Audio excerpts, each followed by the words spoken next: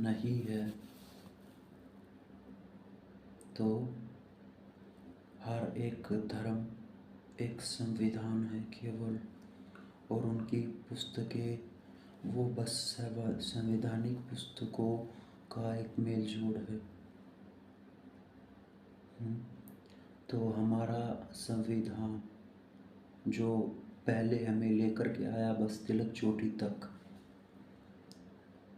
और जबकि हमारी भाषा इतनी पौराणिक थी कि पाश्चात्य संस्कृति कोट पैंट अब जो पहन करके घूम रही है उनसे ज़्यादा आधुनिक दिख रही है। पता है क्या है? रेवोल्यूशन है। रेवोल्यूशन कभी पीक पर जाती है और कभी वापस आती है। मतलब व्यक्तियों के लिए कभी नंगा होना, नंगा घूमना भी आधुनिकता हो जाती है। सब कुछ ट्रेंड सेट होता है, और ये कौन करते हैं? सबसे ऊंचे लोग। तो तुम जो पहने हुए हो वो फैशन है, किस आधार पर? कुछ शिखर पर चढ़े हुए लोग। और तुम कहते हो कि हमारा जो अभी तक जो हमारे मतलब पुराण शास्त्र इत्यादि हैं वो कहाँ तक तुम्हें लेकर आए? तिलक चोटी तक। और जब हम तिलक चोटी तक आए तो वो सूट बूट तक आ चुके थे।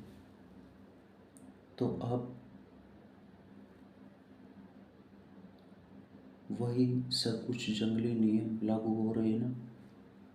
लोग तो अधनंगे घूम ही रहे हैं लगभग। वो पत्ते लपेट कर भी अधनंगे ही थे। सबसे बड़ा संविधान प्रकृति है। प्रकृति जो क्रूर नहीं है, और प्रकृति दयालु भी नहीं है। प्रकृति भी एक तरह से एक ब्रह्म है, शब्द ब्रह्म जिसे मैं कहता आया हूँ। यानी जो कुछ भी है, जो एक बार कलम को लो और उसे तोड़ करके और कागज़ पर छीट दो, लिखा जरूर गया है कुछ ना कुछ, बस पढ़ने वाला चाहिए। जब इस बुद्धि से सोच लिया जाता है तो तुम देखते हो कि सभी भौतिकता बस शब्द ब्रह्म है। पूरी प्रकृति ही शब्द ब्रह्म है। तो तुम्हारा कमाया हुआ पैसा क्या इकोनॉमी की रफ्तार में है? वो नहीं रहेगा कभी भी। अधिक इकट्ठा करने पर वह काला धन हो जाता है। जैसे कोई मांस अपने लिए अधिक ले आए, यदि वह वन में है तो। यदि हम उस युग से सोचे जब व्यक्ति जंगली हुआ करते थे तो वह मांस सड़ जाता था, तो अब भी तो वह पैसा तुम्हें अधिक स्टोर नहीं करने दिया जाता। कहाँ तुम आधुनिक हो गए?